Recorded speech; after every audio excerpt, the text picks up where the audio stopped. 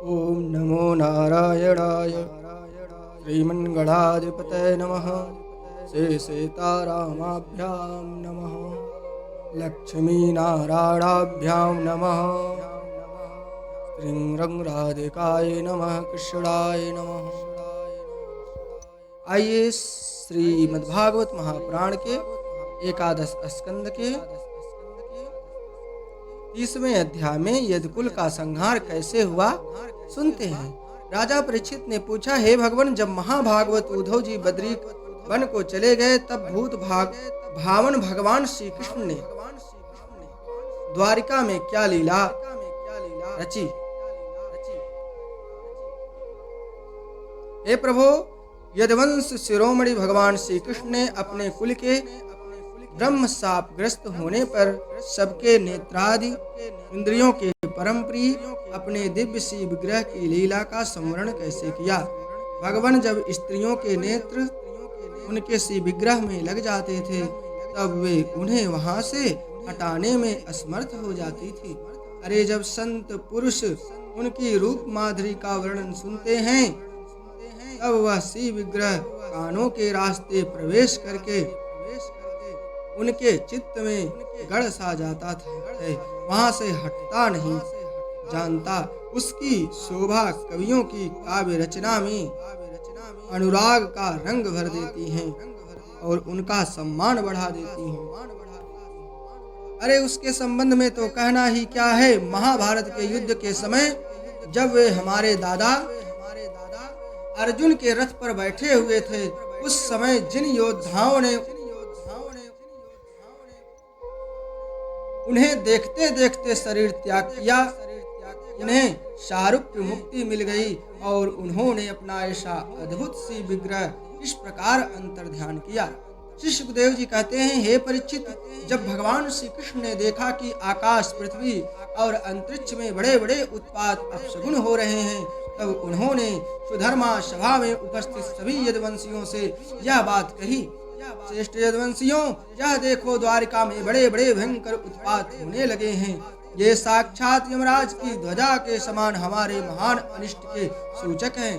अब हमें यहाँ घड़ी दो घड़ी भी नहीं ठहरना चाहिए। स्त्रियां, बच्चे और बूढ़े यहाँ से शंखोद्वार क्षेत्र में चले जाएं और हम लोग प्रभास क्षेत्र में चलें।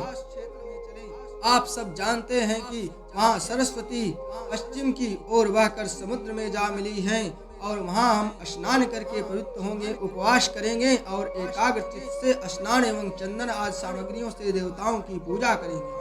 और वहाँ सुस्ति वाचन के बाद हम लोग गौ, भूमि, सोना, वस्त्र, हाथी, घोड़े, रथ और घर आदि के द्वारा महात्मा ब्राह्मणों का सत्कार करेंगे। यह विधि सब प्रकार के अमंगलों का नाश करने वाली है और परम मंगल की जननी है।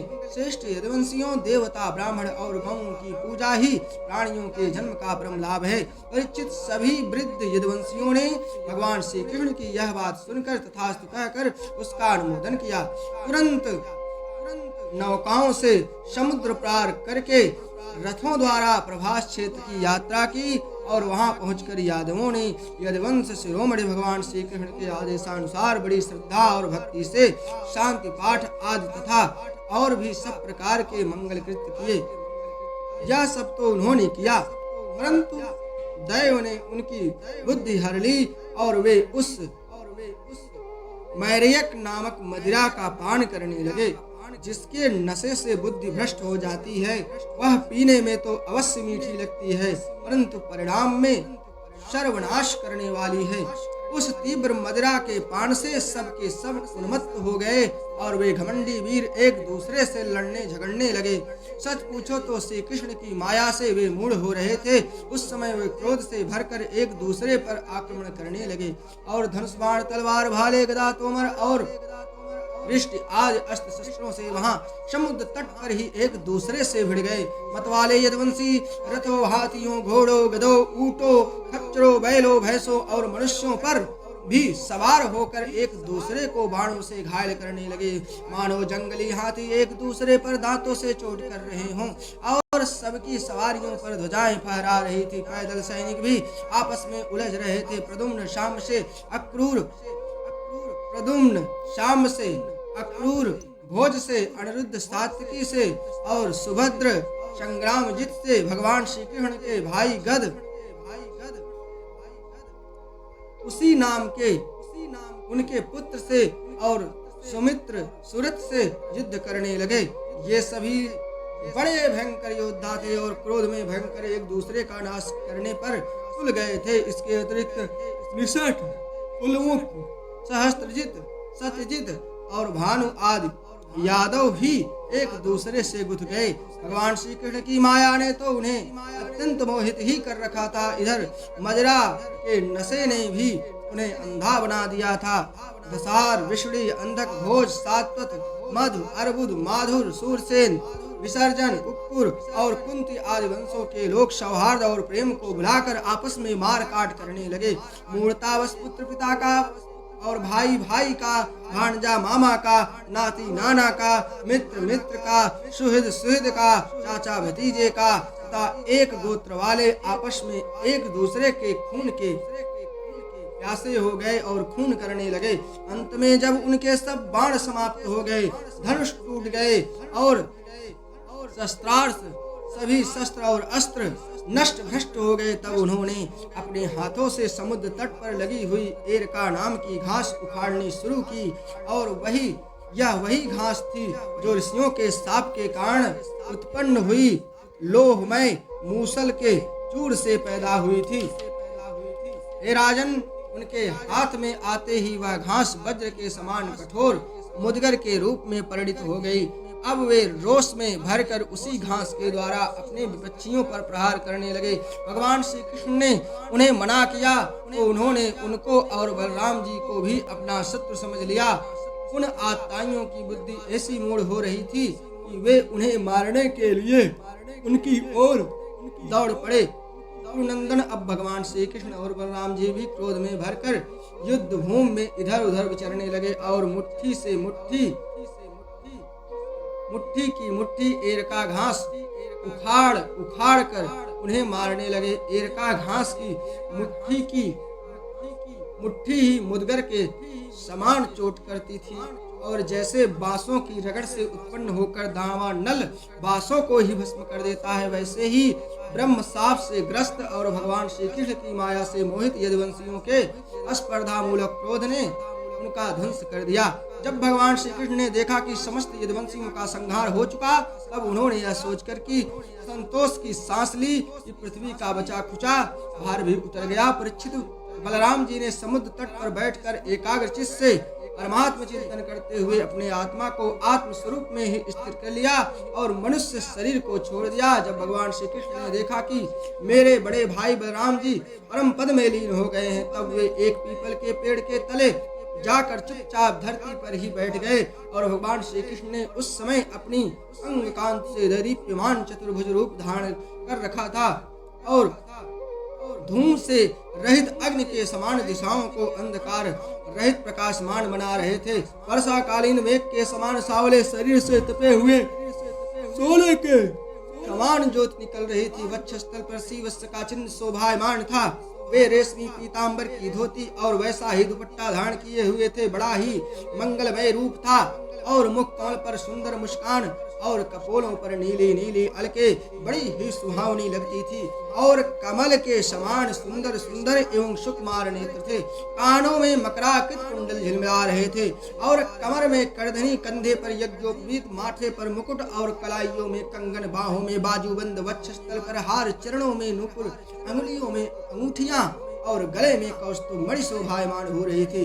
घुटनों तक वनमाला लटकी हुई थी। शंख, चक्र, गदा आदि आयुध मूर्तिमान होकर प्रभु की सेवा कर रहे थे। उस समय भगवान अपनी दाहिनी जांघ पर बायां चरण रखकर बैठे हुए थे। लाल लाल तलवार रक्त कमल के समान चमक रहा था। परीक्षित, जरा नामक एक महिलिया था। उसने मूसल के बचे हुए टुकड़े से अपने बाण की गासी बना ली थी और उसे दूर से भगवान का लाल लाल तलवा हरिण के मुख के समान जान पड़ता था और उसने उसे सचमुच हरिण समझकर अपने उसी बाण से बीध दिया। जब वह पास आया तब उन्होंने देखा कि अरे ये तो चतुर्भुज पुरुष हैं। तब तो वह अपराध कर चुका था, इसलिए डर के मारे कांपने लगा और दलन भगवान श्री कृष्ण के चरणों पर सिर रखकर धरती पर गिर पड़ा। उसने कहा, हे मधुसूदन, मैंने अनजान में यह पाप किया है। सचमुच मैं बहुत बड़ा पापी हूँ, परंतु आप परम यशस्वी और निर्विकार हैं। आप कृपा करके मेरा अपराध क्षमा कीजिए। सर्वव्यापक सर्वशक्तिमान प्रभु महात्मा लोग कहा करते हैं कि आपके स्मरण मात्र से मनुष्यों का अज्ञान अंधकार नष्ट हो जाता है। बड़े खेद की बात है कि मैंने स्वयं आपका ही अनिष्ट कर दिया है। वैकुंठनाथ, मैं निरपराध हरिणों को मारने वाला महापापी हूँ। आप मुझे अभी अभी मार डालिए, क्योंकि मर जाने पर मैं फिर कभी आप जैसे महापुरुषों का ऐसा अपराध न करूँगा। भगवान संपूर्ण विद्याओं के पारदर्शी ब्रह्मा जी और उनके पुत्र रुद्र आदि भी आपकी योग माया का विलास नहीं समझ पाते, क्योंकि उनकी दृष्टि भी आपकी माया से आवृत है। ऐसी अवस्था में हमारे जैसे पापियों या पाप योनि के लोगों या लोग उनके विषय में कहा ही क्या जा सकता है। हे भगवान, भगवान श्री कृष्ण ने कहा, हे जरे, तू डर मत, उठ उठ, यह तो तूने मेरे मन का काम किया है। जा, मेरी आज्ञा से तू उस स्वर्ग में निवास कर जिसकी प्राप्ति बड़े बड़े पूर्वाणों को होती है। सुखदेव जी कहते हैं, परीक्षित, भगवान श्री कृष्ण तो अपनी इच्छा से शरीर धारण करते हैं। जब उन्होंने जराव्याध को यह आदेश दिया, तब उसने उनकी 3 बार परिक्रमा की और नमस्कार किया और विमान पर सवार होकर स्वर्ग को चला गया। भगवान श्री कृष्ण का सारथी दारुक उनके स्थान का पता लगाता हुआ उनके द्वारा धारण की हुई तुलसी की गंध से युक्त वायु सूंघकर और उससे उनके होने के स्थान का अनुमान लगाकर सामने की ओर गया और दारुक ने वहां जाकर देखा कि भगवान श्री कृष्ण पीपल के वृक्ष के नीचे आसन लगाए बैठे हैं। असहाय तेज वाले आयुध मूर्तिमान होकर उनकी सेवा में संलग्न हैं। उन्हें देखकर दारुक के हृदय में प्रेम की बाढ़ आ गई और नेत्रों में आंसू की धारा बहने लगी। वह रथ से कूदकर भगवान के श्री चरणों पर गिर पड़ा। उसने भगवान से प्रार्थना की, प्रभु, रात्रि के समय चंद्रमा के अस्त हो जाने पर राह चलने वालों की जैसी दशा हो जाती है, आपके चरण कमलों का दर्शन न पाकर मेरी भी वैसी ही दशा हो गई है। मेरी दृष्टि नष्ट हो गई है, चारों ओर अंधेरा छा गया है। अब न तो मुझे दिशाओं का ज्ञान है और न मेरे हृदय में शांति ही है। हे प्रभु, मुझे शांत प्रदान कीजिए। परीक्षित, अभी दारुक इस प्रकार कह ही रहा था कि उसके सामने ही भगवान का गरुड़ ध्वज रथ पताका और घोड़ों के साथ आकाश में उड़ गया और उसके पीछे पीछे भगवान के दिव्य आयुध भी चले गए।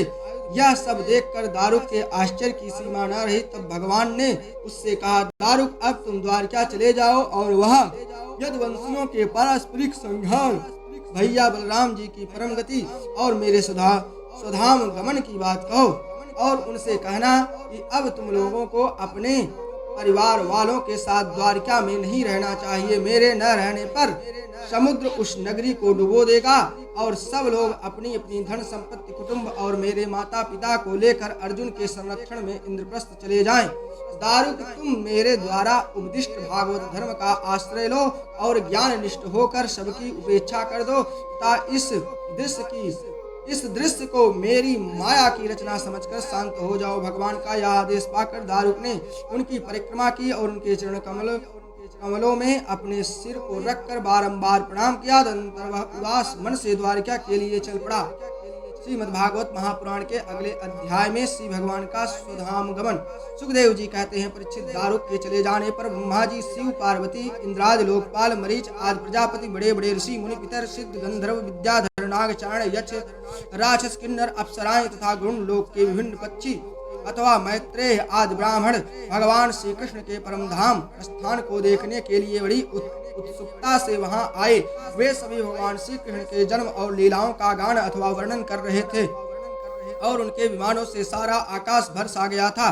वे बड़ी भक्ति से भगवान पर पुष्पों की वर्षा कर रहे थे। सर्वव्यापक भगवान श्री कृष्ण ने ब्रह्मा जी और अपने विभूत स्वरूप देवताओं को देखकर अपने आत्मा को स्वरूप में स्थित किया और कमल के समान नेत्र बंद कर लिए। भगवान ने और भगवान का श्री विग्रह उपासकों के ध्यान और धारणा का मंगलमय आधार है और समस्त लोगों के लिए परम रमणीय आश्रय है। इसलिए उन्होंने योगियों के समान अग्नि देवता संबंधी योग धारणा के द्वारा उसको जलाया नहीं, शरीर पर अपने धाम में चले गए। सशरीर अपने धाम में चले गए। भगवान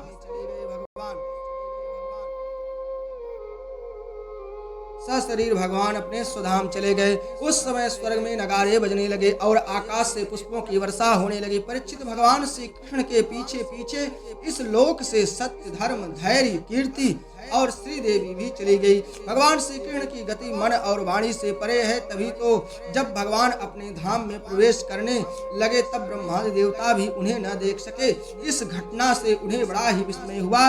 जैसे बिजली के मेघमंडल को छोड़कर जब आकाश में प्रवेश करती है तब मनुष्य उसकी चाल नहीं देख पाते, वैसे ही बड़े बड़े देवता भी श्री कृष्ण की गति के संबंध में कुछ न जान सके। ब्रह्मा जी और भगवान शंकर आदि देवता भगवान की यह परम योगमयी गति देखकर बड़े विस्मय के साथ उनकी प्रशंसा करते और अपने लोक में चले गए। परीक्षित, जैसे नट अनेकों प्रकार के स्वांग बनाता है और परंतु रहता है उन सबसे निर्लेप, वैसे ही भगवान मनुष्यों के समान जन्म लेना, लीला करना और फिर उसे संवरण कर लेना उनकी माया का विलास मात्र है, इसलिए अभिनय मात्र है। यह केवल वे स्वयं ही इस जगत की सृष्टि करके उसमें प्रवेश करके विहार करते हैं और अंत में संहार लीला करके अपने अनंत महिमामय स्वरूप में ही स्थित हो जाते हैं। संदीपनी गुरु का पुत्र यमपुरी चला गया था, परंतु उसे वे मनुष्य शरीर के साथ लौटा लाए। तुम्हारा ही शरीर ब्रह्मास्त्र से जल चुका था, परंतु उन्होंने तुम्हें जीवित कर दिया। वास्तव में उनकी शरणागत वत्सला ऐसी ही है, वे शरणागतों के रक्षक हैं। और तो क्या कहूँ, उन्होंने कालों के महाकाल भगवान शंकर को भी युद्ध में जीत लिया और अत्यंत अपराधी अपने शरीर पर ही प्रहार करने वाले व्याध को भी सदैव स्वर्ग भेज दिया। परीक्षित, ऐसी स्थिति में क्या वे अपने शरीर को सदा के लिए जहाँ नहीं रख सकते थे, अवश्य ही रख सकते थे। यद्यपि भगवान श्री कृष्ण संपूर्ण जगत की स्थिति, उत्पत्ति और संहार के निरपेक्ष कारण हैं और संपूर्ण शक्तियों के धारण करने वाले हैं, तथापि उन्होंने अपने शरीर को इस संसार में बचा रखने की इच्छा नहीं की। इससे उन्होंने यह दिखलाया कि इस मनुष्य शरीर से मुझे क्या प्रयोजन है। आत्मनिष्ठ पुरुषों के लिए यही आदर्श है कि वे शरीर रखने की चेष्टा न करें। जो पुरुष प्रातः काल उठकर भगवान श्री कृष्ण के परम धाम गमन की इस कथा का एकाग्रता और भक्ति के साथ कीर्तन करेगा, उसे भगवान का वही सर्वश्रेष्ठ परम पद प्राप्त होगा। इधर दारुक भगवान श्री कृष्ण के विरह से व्याकुल होकर द्वारिका आया और वसुदेव जी तथा उग्रसेन के चरणों पर गिर गिर कर उन्हें आंसुओं से भिगोने लगा। परीक्षित, उसने अपने को संभाल कर यदुवंशियों के विनाश का पूरा विवरण कह सुनाया। उसे सुनकर लोग बहुत ही दुखी हुए और मारे शोक के मूर्छित हो गए। भगवान श्री कृष्ण के वियोग से विवल होकर वे लोग सिर पीटते हुए वहां तुरंत पहुंचे, जहाँ उनके भाई बंधु निष्प्राण होकर पड़े हुए थे। देवकी, रोहिणी और वसुदेव जी अपने प्यारे पुत्र श्री कृष्ण और बलराम को न देखकर शोक की पीड़ा से बेहोश हो गए। उन्होंने भगवत विरह से व्याकुल होकर वहीं अपने प्राण छोड़ दिए। स्त्रियों ने अपने अपने पतियों के शव पहचान कर उन्हें हृदय से लगा लिया और उनके साथ चिता पर बैठकर भस्म हो गई। और बलराम जी की पत्नियां उनके शरीर को, वसुदेव जी की पत्नियां उनके शव को और भगवान की पुत्र वधुएं अपने पतियों की लाशों को लेकर अग्नि में प्रवेश कर गई। भगवान श्री कृष्ण की रुक्मणी आदि पटरानियां उनके ध्यान में मग्न होकर अग्नि में प्रविष्ट हो गई। परीक्षित, अर्जुन अपने प्रीतम और सखा भगवान श्री कृष्ण के विरह से पहले तो अत्यंत व्याकुल हो गए, फिर उन्होंने उन्हीं के गीतोक्त सद उपदेशों का स्मरण करके अपने मन को संभाला और यदुवंश के मृत व्यक्तियों में जिन्होंने कोई पिंड देने वाला न था, उनका श्राद्ध अर्जुन ने क्रमशः विधिपूर्वक करवाया। और महाराज, भगवान के न रहने पर समुद्र ने एकमात्र भगवान श्री कृष्ण का निवास स्थान छोड़कर एक ही क्षण में सारी द्वारिका डुबो दी और भगवान श्री कृष्ण वहां अब भी सदा सर्वदा निवास करते हैं। वह स्थान स्मरण मात्र से ही सारे पाप तापों का नाश करने वाला और सर्व मंगलों को भी मंगल करने वाला है। प्रिय परीक्षित, पिंडदान के अनंतर बची खुची स्त्रियों, बच्चों और बूढ़ों को लेकर अर्जुन इंद्रप्रस्थ आए। वहां सबको यथा योग्य बसाकर अनिरुद्ध के पुत्र वज्र का राज्याभिषेक कर दिया। और राजन, तुम्हारे दादा युधिष्ठिर आदि पांडवों को अर्जुन से ही यह बात मालूम हुई कि यदुवंशियों का संहार हो गया। तब उन्होंने अपने वंशधर तुम्हें राज्य पद पर अभिषिक्त करके हिमालय की वीर यात्रा की। और मैंने तुम्हें देवताओं के भी आराध्य देव भगवान श्री कृष्ण की जन्म लीला और कर्म लीला सुनाई।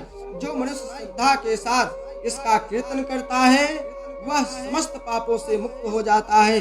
परीक्षित, जो मनुष्य इस प्रकार भक्त भयहारी निखिल सौंदर्य माधुर्य निधि श्री कृष्णचंद्र के अवतार संबंधी रुचिर पराक्रम और श्रीमद् भागवत महापुराण में तथा दूसरे पुराणों में वर्णित परमानंदमयी बाल लीला किशोर लीला आदि का संकीर्तन करता है, वह परमहंस मुनिंद्रों के अंतिम प्राप्तव्य श्री कृष्ण के चरणों में पराभक्ति को प्राप्त करता है। बोलिए श्री सच्चिदानंद भगवान की जय।